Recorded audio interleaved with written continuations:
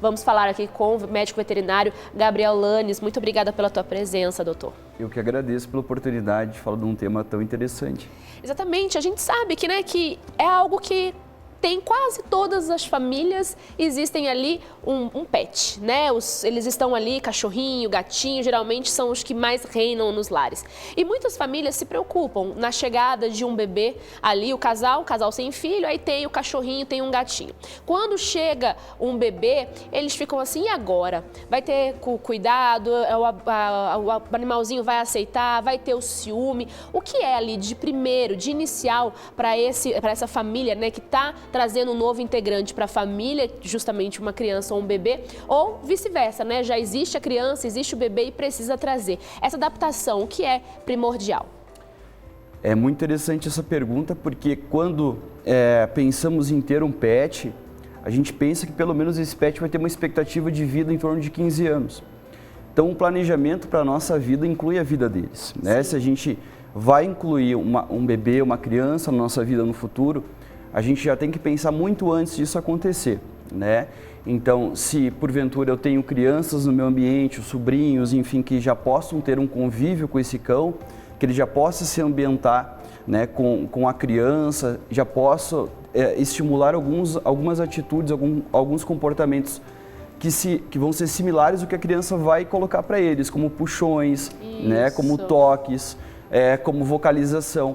Porque como o comportamento da criança é muito inconsistente para o cão, ele acaba vendo isso de uma forma, muitas vezes, quando ele não tem esse convívio prévio, pode gerar algum tipo de conflito. Ele vê como uma agressão até, né? Ele não entende, ele não consegue compreender que aquilo é um carinho do bebê, exatamente, da criança pequena, né? Exatamente. Então, precisa ter essa preocupação de realmente, para não ter atrito entre os bebês e os pets. Com certeza, né? Então, se a gente pensa, bom, vou ter uma criança, eu já vou começar com o meu cão a estimular, né, e manter essa rotina adequada conforme a criança vai vir para minha casa. Se essa criança eu vou ficar muito próximo a ela e não vou ter tempo mais para o meu cão, eu já vou ter que ter essa rotina anteriormente. Né? Essa rotina tem que vir muito antes. Então não deixar muito... Se você já vai ter um filho, então não ser aquele cachorrinho que dorme na cama, que está sempre muito perto. Porque senão depois ele até estranha, né, doutor? Porque você a vida inteira teve ali o bebezinho na cama, o cachorro na cama, o gatinho na cama, que é o caso da minha filha, menina, que eu tenho uma gata já de quase 15 anos ela está fazendo agora. E a gente sabe que aí você vai lá, não, agora você não dorme mais na minha cama, agora você não entra mais no quarto, o cachorro e o gato, ele vai estranhar e vai condicionar isso à chegada do novo integrante, né? Exatamente, esse é o ponto-chave, né? Então, se eu pretendo ter uma criança, eu já vou ter o mesmo comportamento, a mesma rotina. Se meu cão passeia todo dia e eu não poderei seguir essa rotina, a gente vai ter que começar a ambientar isso, né? Muitas vezes eu vou ter que ter recursos de um profissional que possa me auxiliar.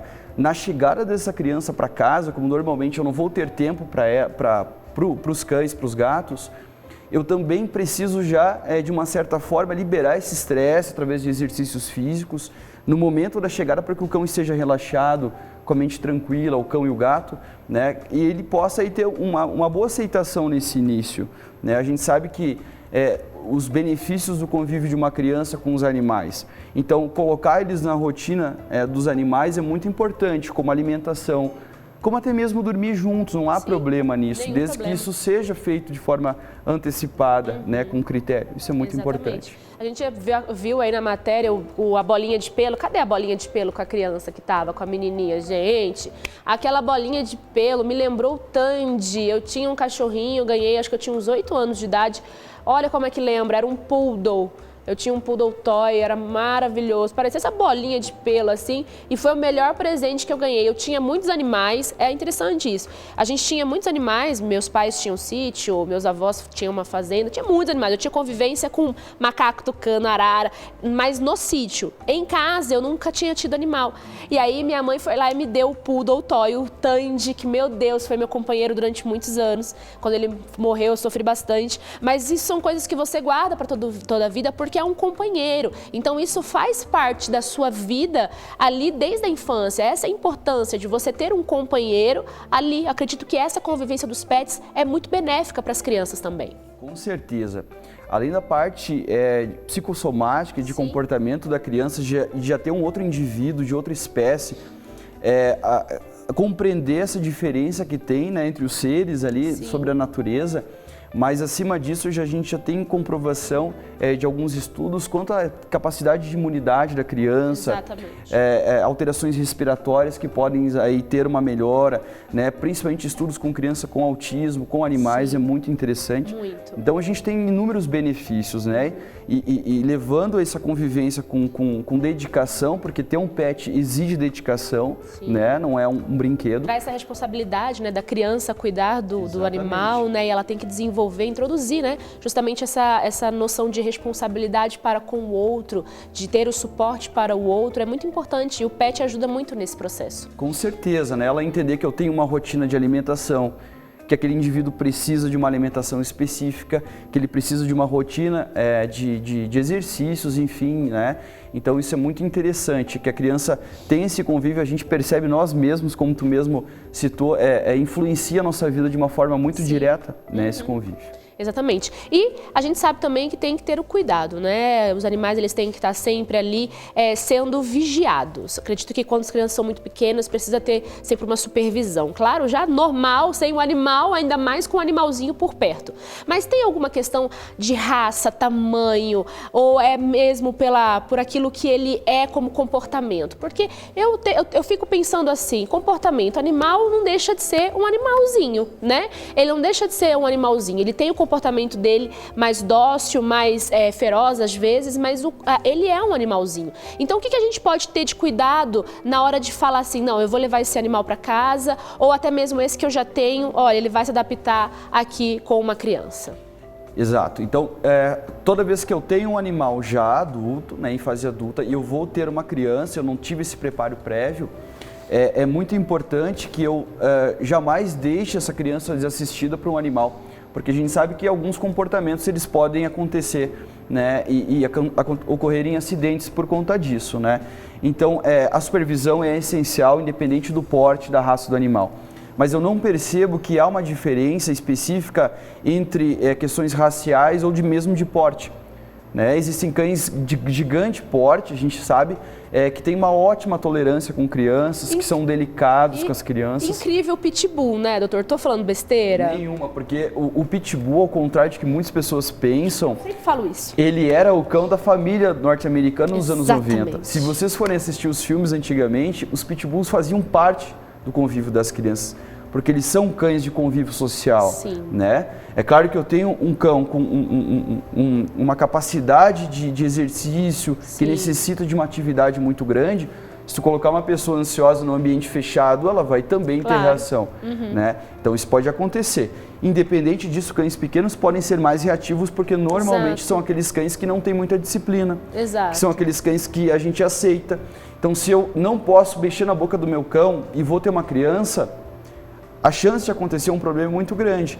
Então, desde filhotinho, eu vou abrir boca, eu vou puxar a orelha, né? Claro, sem agressão, né? É um comportamento, né? O gato, a mesma coisa. A gente vai ter que ter o gato mais sensível ainda, tanto a mudanças singelas de ambiente, quanto a própria manipulação, né? Então, eu tenho que escolher, sim, um indivíduo que tolere isso, né? É difícil, é sensível a isso, e muitas vezes a gente vai ter sim que ter auxílio de um profissional para deixar isso mais equilibrado e seguro possível, né? Exatamente. Para toda a família. E os animais também, eles precisam estar sempre bem ali monitorados, né? A gente acompanhou aí no VT falando das vacinas, né, do cuidado, de estar sempre levando os animais também ao veterinário. Acredito eu, uma opinião minha, né? Os animais, eles não têm que ir no veterinário só uma vez no ano na vacina. Ao menos de 6 em 6 meses, né? Eu tô falando por mim, porque você consegue descobrir alguma coisa mais previamente, não é só questão da vacina, tem outras coisas que se você descobrir